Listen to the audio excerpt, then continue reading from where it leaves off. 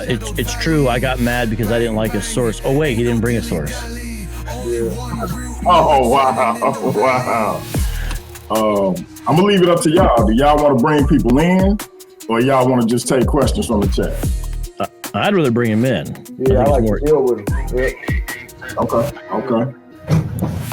We got my man, my brother, long time no see. He don't even know me no more. My man, the Ghana stepper, my brother Gideon. I don't know where you been. Used to be my homie. Now you act like you don't know me. What's up, bro?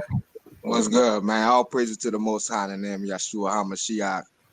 Man, you already know what it is, Bianchi, bro. We always good, you heard me? I just, I've been chilling, doing my thing. But, shout out to the debaters, my brothers Anonymous and Yara. Hey, peace to you. Thank you. Vocab Malone, thanks for fodder for the cannon fire. But, it's a couple of things I want to ask you, and then I'm just going to fall back. So I'm gonna throw some titles up. We got the Church of God, the Temple of God, the Bride of Christ, the Body of Christ. We got Zion. We got the Commonwealth of Israel. We got the Israel of God. We got the Bride of Christ. Now, all those names are names of the church. Would you agree? Yeah. If I caught all the ones you said, yeah. Okay, so let's just take the Bride of Christ. If we're going to call ourselves the Bride of Christ, that means Christ is marrying the church. And if Christ is a Hebrew Israelite, he must marry a fellow Israelite. And if we're looking at the Commonwealth of Israel, which is also the church, that's speaking not only spiritually, but how we come together as a body, that has Israel in it as well. And when we look at the Israel of God, how can you have Israel not in the Israel of God? So you trying to remove Israel from the church just based on the titles alone that the church possess, you're failing from the beginning. And the very last thing you said that the church isn't the redemption of Israel. But when you look at scriptures all throughout the Old Testament, you can go to Ezekiel 11. That's speaking of Israel being redeemed and restored.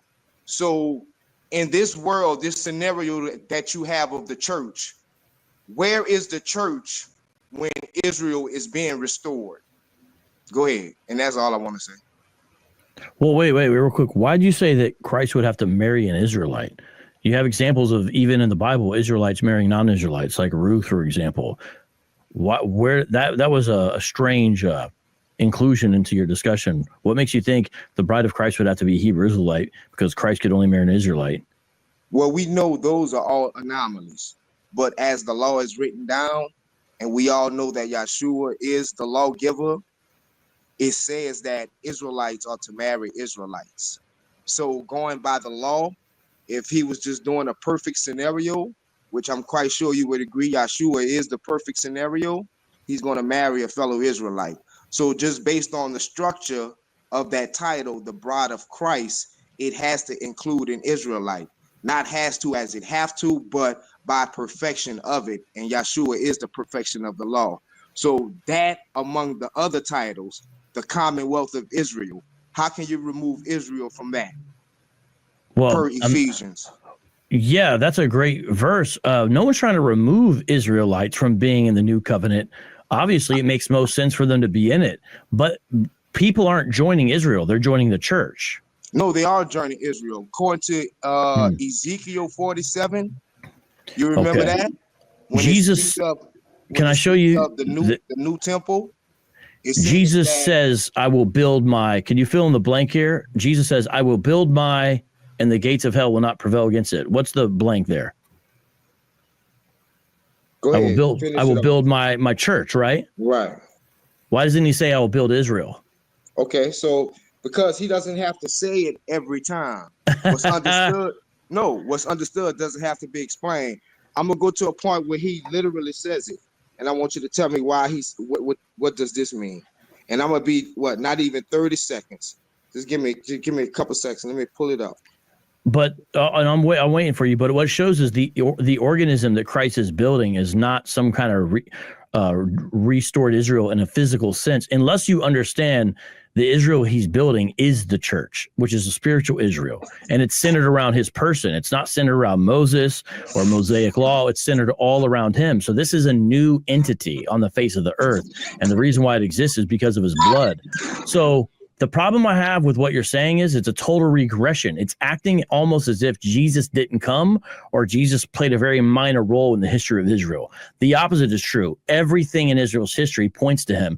I just want you to recognize that. That's all. Okay. So you had a verse you're going to share? Right. Yeah. You said regression as far as going back. So I'm going to read you a prophecy. But again, what you said was not what you read. What you read from scripture was he take the keys from death, and it's the church. It's you that's inserting what you think the church is. So let me go to Ezekiel 47 right quick, and I'm going to show you one of these instances where it specifically speaks of Israel as the church. Or if it's not the church, I want you to tell me where the church that you is calling is going to be at this time. So let me read it right quick. This is a weird place to go because the church doesn't exist during the days of Ezekiel. Why not? It existed in because Acts. I mean, I'll tell you why. Christ is the cornerstone. Christ is the cornerstone of the church, and Christ hadn't done his work yet. So how do you have a building without the cornerstone? Wait. The church did not exist in Exodus? Was it not the church in the wilderness? The church of Christ, in the proper sense, did not exist. Wait, hold on. All it means is a gathering in that context. All it means is a gathering in that context. It doesn't mean the church of Christ. So it doesn't mean the same church that you're talking about. No, because Jesus had not come yet. And that's the same church. Okay, here. Is Christ the cornerstone of the church? True or false?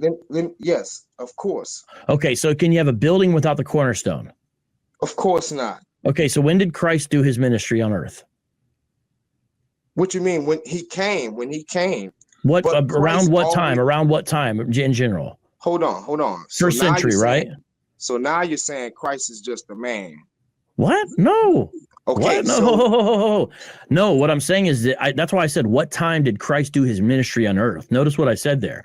Christ clearly pre-exists his birth in Bethlehem, but he had not done the work to lay the foundation for the church because he had not died on the cross. Okay. So let me read this right quick because I just had it and it went away because you're shifting to different points. So let me just read this right quick. I'm gonna start at 21.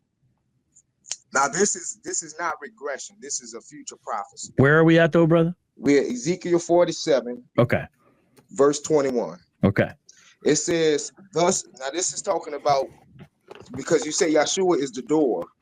He is John the door. 10, yeah. Mm-hmm. He's the door to Zion. You don't open a door to nothing. You open a door to something. No one comes to the Father but by me. John 14:6. You're going to God, not to some place. Right. So let me read this someplace. Ezekiel 47:21. Thus shall you divide this land among yourselves according to the tribes of Israel. It shall be that you will divide it by lot as an inheritance for yourselves. And for the strangers, such as yourself, if you are saved, who dwell among you and who bear children among you, they shall be to you as native born among the children of Israel. They shall have an inheritance with you among the tribes of Israel. And it shall be that in whatever tribe the stranger dwells, there you shall be giving him his inheritance, says the Lord. So what I want you to do is not eisegete it, but exegete it for us, tells us what time period is that taking place. And then I want you to also tell us where is the church that you're talking about concurrently with that. This is when they come back out of exile from the various times. And Caleb's an example. I know that's pre-exilic, but Caleb's an example of this, where it says, whatever tribe the sojourner resides, there you shall assign him his inheritance. So Caleb's a Kenizzite, and yet he's called of Judah because he's given. Regressing. I'm going to the prop. This is a. Okay. I don't know how is the. I'm confused. You said you were going to show me how the church existed in the Old Testament. Then you went to a passage about land allotments in Ezekiel. I don't want to speak again because I did speak out of turn, but what I'm asking you is to frame that scripture that I just read Is it future prophecy? Is it old? Is it in the past? But if it's future prophecy, please explain the time that it's in, and then explain where is this church that you're talking about at this time. That's what I'm asking. Yeah, well, so Ezekiel is an interesting book in that the first part of it is dated 593, 5 years after the first group of exiles were deported to Babylon. So it's during the exile as it's happening in a way. So the return hasn't happened yet. So these passages would be when they're returned from the land. But again, I don't know why you would want me to look for the church. I said the church wouldn't exist because Christ had not done his work on earth yet. So there is no church in Ezekiel in the most proper sense. If you just simply mean a gathering of God's people, then you could loosely use the term, but not in a New Testament sense. All right. We have a new person to hit the panel, Dominic Doulis. Thank you, Brother Gideon, for your questions. We wanted to move on, but we really appreciate you coming on, brother, and adding some context and adding some snap to these questions. So it's on you, Dominic Doulis. Who you want to address your question to? Peace and blessings to you, brother. Peace, y'all. Good debate. What's good with you? I wanna see what both debaters how they feel about these questions. The first question, I got three. Are non-Israelite proselytes, such as the ones we see in the book of Acts, seem to be Jews or Gentiles? I think it depends on which section you're talking about. Like, so if they're called Grecians or Greeks, then we need to study it. So it would just depend on what you're talking about. So if we're talking like Cornelius, or if we're talking about some of those people, then it's a debate. Well, we see like I believe there was Elamite proselytes. I believe it was in the Pentecost. Right? Yeah. So if we're dealing with Pentecost, then my argument would be that those are Hellenized Israelites, because they're all coming up.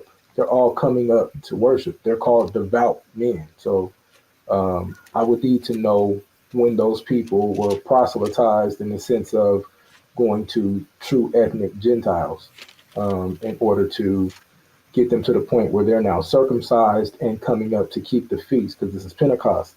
So according to the law, they would have had to been circumcised. They would have had to come all the way into the covenant to be doing all of this stuff. So I would like to know where they were converted. I'm not saying they couldn't be. I'm just going off what we see in the text. No, I get you. I'm just saying though. So if that's the case, would that make them strictly Jews, or did they now have a particular inheritance within a tribe? That's a great question. I would say they would have an inheritance in a particular tribe. I mean, you have to come back in through somebody. Even if we talk about, when we're talking about Caleb or Ruth, these people are brought into certain tribes. Now, I'm not talking about the Testament, brother. We're talking about the New Testament. Yeah, I'm talking about it's all.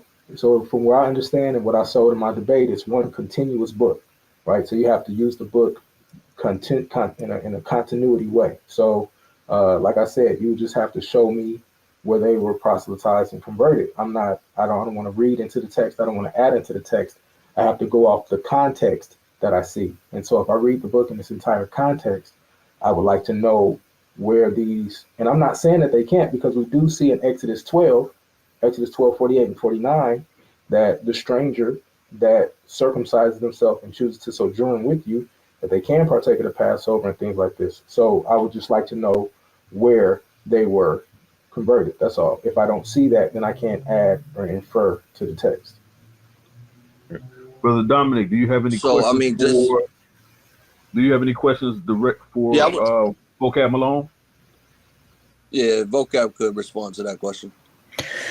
Well, that's a good question, by the way.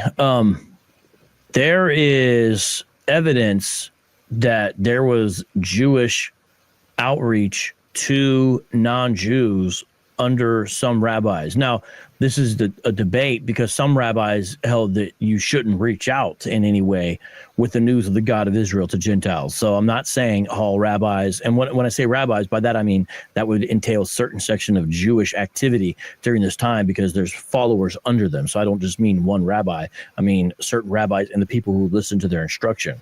There is evidence. I have a couple books on my shelf and a couple books on Logos on this topic about sort of, especially in the intermediary period, the Second Temple period of rabbinical outreach or Jewish outreach to Gentiles. Now, obviously, it's not the top priority, right? But it does exist. In fact, it's surprising that it exists more than we might think. Now, the point by saying that is because he was like, well, how would this have happened? Well, there are rules for proselytes to come into the assembly of Yahweh. I clearly said that. Yeah. So what I'm saying is to say that when it says proselyte, to call them actually Greeks, to call them Jews doesn't make sense. A proselyte by definition, the definition of a proselyte is a non-Jew. In the religious first century context, it's a non-Jew who fully embraces the religion of Judaism over and against the concept of a God-fearer, which is someone who doesn't take the final step of circumcision and respects the God of Israel and may even help do things like build a synagogue. We have examples of Gentiles doing this. But I'm talking about when you say proselyte, that is someone who's taken the plunge. In what definition of any biblical work can you find where proselyte simply means a Jew who got more into Judaism? It doesn't exist. Proselyte by definition, in every example of every scholarly resource I've ever known of on this topic, means a non-Jew who embraces Judaism. I would disagree. That's that simple. Okay. But what's your example, though, that proselyte can mean something other than a non-Jew? I'll just tell you I would disagree. That's not a good answer, though. So then I would like to debate it, honestly. Just off the top, just one example. I would say when we look at the definition, first off, when you define it, you're defining it very broadly, right? So the definition just talks about one that has converted to Judaism. The reason that I would disagree with it, right?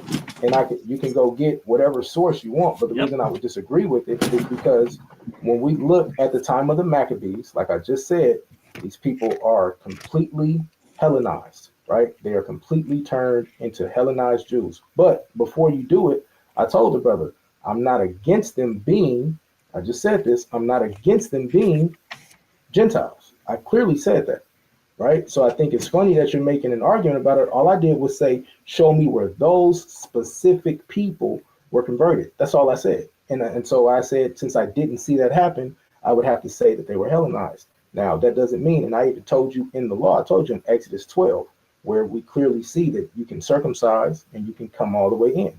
So I'm not disagreeing that that is the case. I'm just saying that when we got to Acts chapter 2, I was talking about in that specific situation, just show me where they were converted. That's all I said. And if I don't see it, then I'm not going to add to the text. Well, the way you see it is by the word that's employed. Proselyte. So they're not going to tell you everyone's biography. Well, Alexandrianus, he was saved and he converted to the God of Judaism in 5 BC. It's not going to give you their biography. But if they don't tell you everybody's biography, how do you know that they're not a Hellenized Jew? Because the word proselyte doesn't mean Hellenized Jew.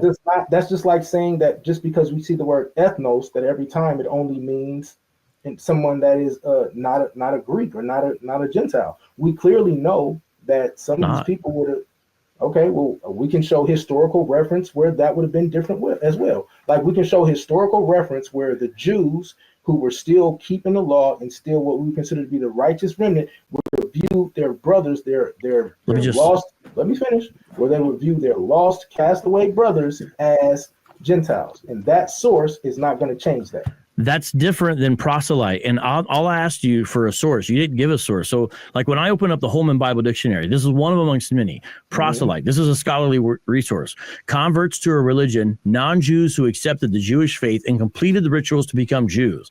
The New Testament attests to the zeal of the first century Pharisees in proselyting Gentiles in Matthew 23:15. The success of the Jewish missionary efforts is indicated by synagogue and grave inscriptions referring to proselytes and by Roman and Jewish literary references.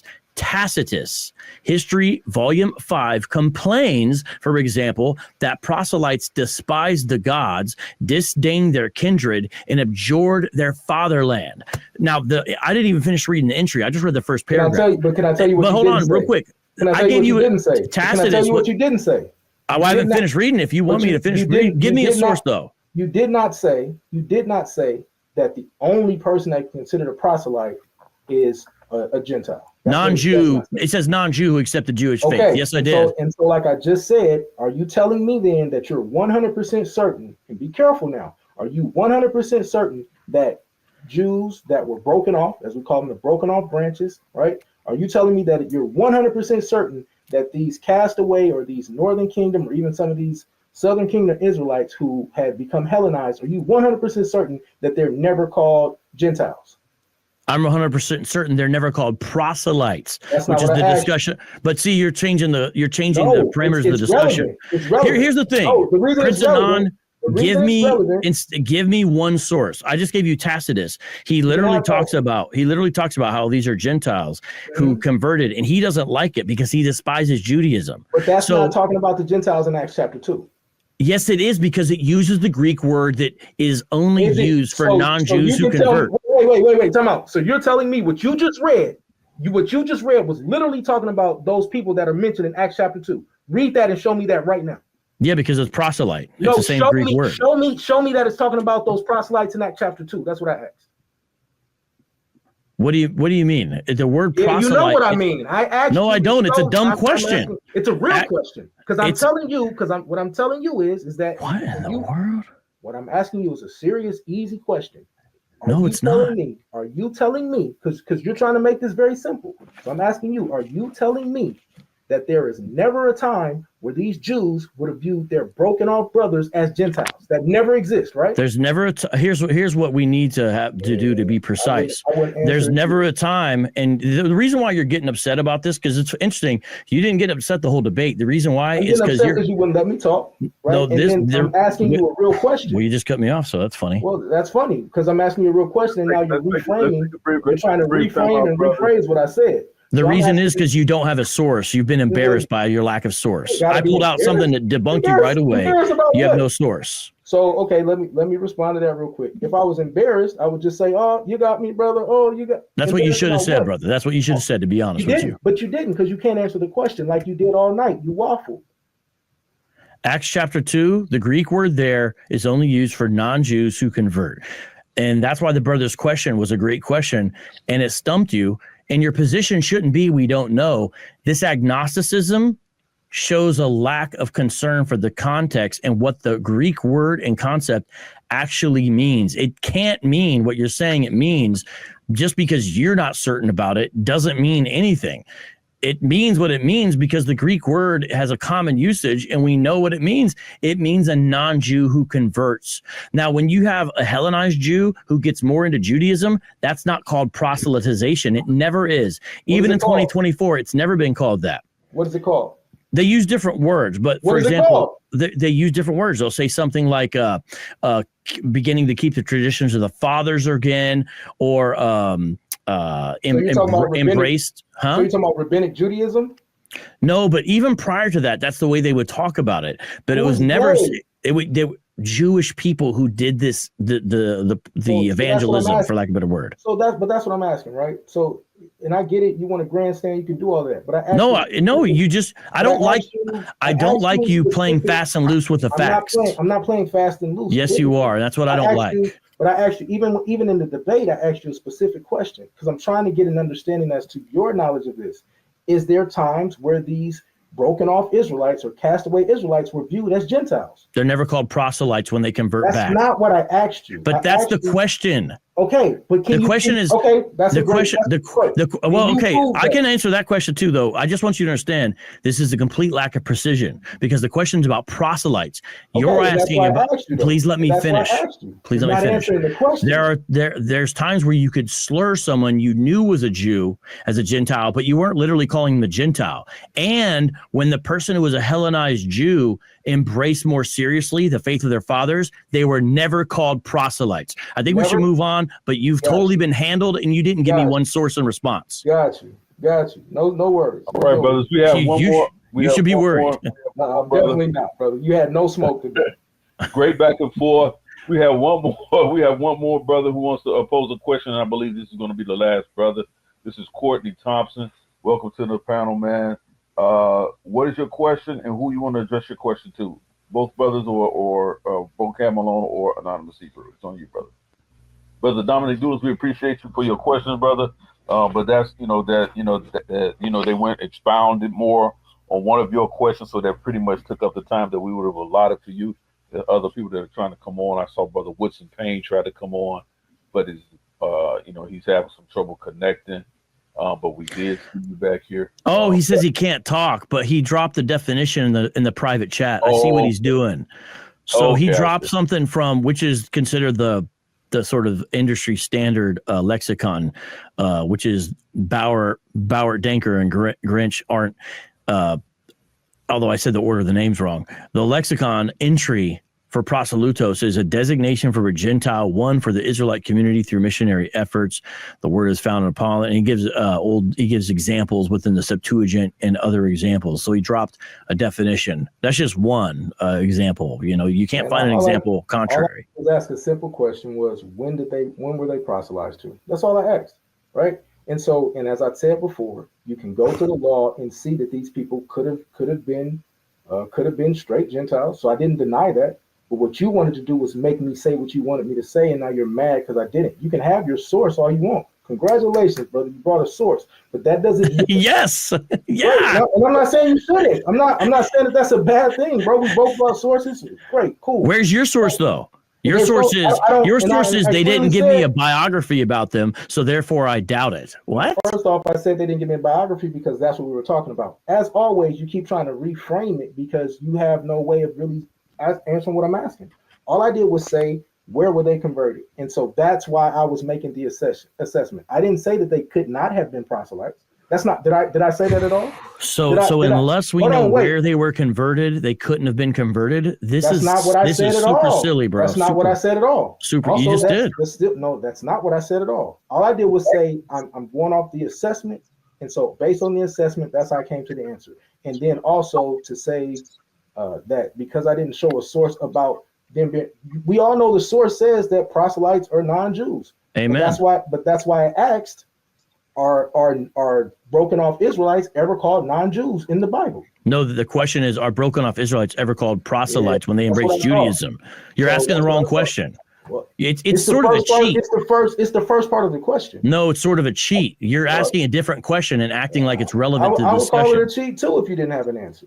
You're the one without a source, man. Not me. I don't need a source. The live chat's even destroying you with sources. I don't need a source to ask a question. Real quick. Hey, listen, this is the Versus series, ladies and gentlemen. It's gonna get hot and heated.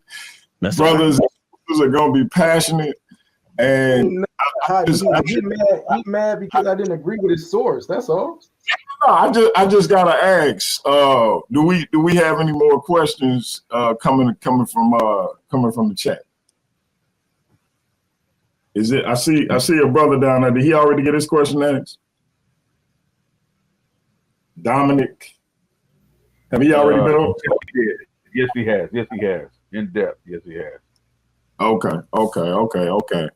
So let me ask: Do y'all want to continue this on the post show, or y'all want to wrap this up?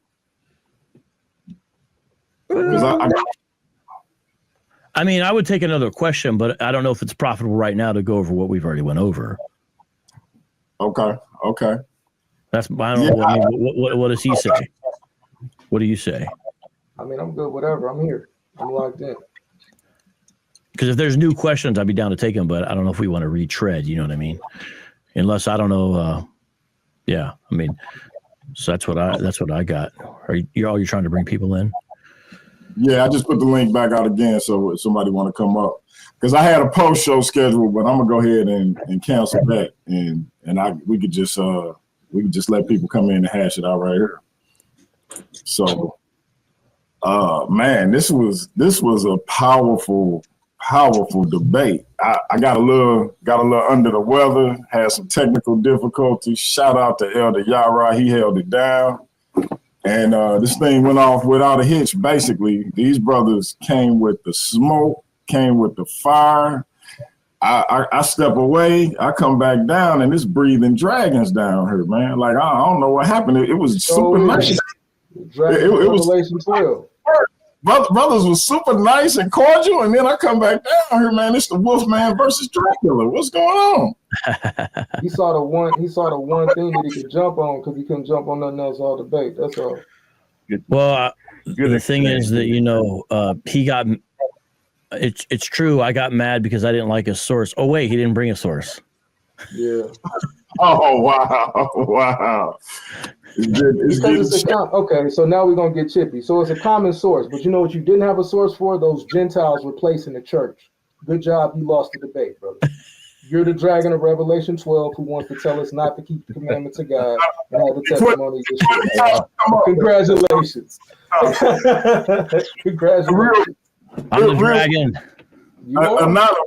Anonymous. Did Courtney Thomas come up? Because I mean, he came up, but he said he couldn't get his mic to work. So I guess he posted something in the back chat. Okay. Here's the funny part for me. Just to end this part, right? I never said that they couldn't be Gentiles. That's the funny thing. Like, he wanted to fight because I said we don't know when they were converted. That's all I said. And so to say like the only time we're ever going to see a proselyte, okay, cool. If that's what you want to say, cool. But I would like to know when they was converted. That's all. It's a fair question to ask, when were they converted? And so I asked you specifically about those people in Acts chapter 2, and that's when you got mad. Let's just keep it a study. Yeah, it's a silly thing to say, unless we know when they converted, then they weren't converted, or something like that. That's not what I said at all. The word itself is sufficient. When he says proselytes, for someone who has comprehension of what Luke says there in the Greek, that should end the discussion. So it's not that I think we should talk about comprehension, brother. Like you couldn't comprehend church. So the reason why it's a problem is because it's kind of like when you talk to somebody, and this may offend people in the live chat. When you talk to someone who's like, well, maybe the earth is flat. Maybe it is flat. It's that silly agnosticism about something that is obvious and established that you're portraying. You act like it's virtuous that you're saying, well, maybe they could be, but there's not wiggle room. If there's wiggle room, I'll admit there's wiggle room. There's not wiggle room in this. So you're literally being contrarian for no reason. So that's why I don't like it, because if you had a reason for it, like a source or someone who agreed with you or a verse you could point to, then your position might look tenable. But since you're just saying, no, I don't agree, it makes you look contrarian for no good reason. That's not what I said at all, though. Because you won't accept that proselyte means proselyte. It's playing with language here. When you clip it up, just make sure you clip up the entire thing, right? Because that's not what I said. I'm not going to clip up this debate. I'll just upload the debate in its entirety. Why do I got to clip it up? That's what you do. What's an example where I take someone out of context in a debate context in a clip? You've done it plenty of times, but it's cool. No, I don't. You won't have a source for that because I don't operate that way. No, I don't. Yeah, it's cool, brother. If you really thought that, why would you want to debate? Like now what I feel like is happening is I love to debate. I mean, people misquote me all the time. So that's fine. You misquoted me multiple times in this debate. No, I think you misquoted yourself a few times actually, but I never misquoted you. If I misunderstood you, that's one thing. I can always correct myself, but I didn't go around misquoting you. Now you're just kind of complaining. You know what I'm saying? I know what happened when you didn't have a source and all that. Under the mask, your face was turning red. You were embarrassed. That's what happened. Under the mask, he was red as a tomato. So now you're gonna play on the mask. When you. Well, no, I'm saying under the mask. Under the mask. You can wear the mask. Under the mask, you look like DMG's hat. You were so red. I'm not trying to. Check it out. You matched DMG's hat. Your face was so red with embarrassment, bro. Listen, we're ready to shut this thing down. I'm just teasing. This ain't serious. Come on, it's not like I'm not serious. It ain't even serious like that. No. I put the link in the chat. We didn't get no fights. If y'all want to keep building, we can. No. At this point, I'm just being dumb. I'm just being dumb. I got melanin and he don't. That's all. No one really knows, bro. No one really knows. Actually, a bunch of people really do. He knew they didn't come up and ask no questions. I'm surprised. He knew where you at. Actually, everybody does. You just don't. All right, friend. Oh man. Hey, you can still turn red with embarrassment though. Welcome. No, I really can't. But welcome to being on the outside, brother. Man.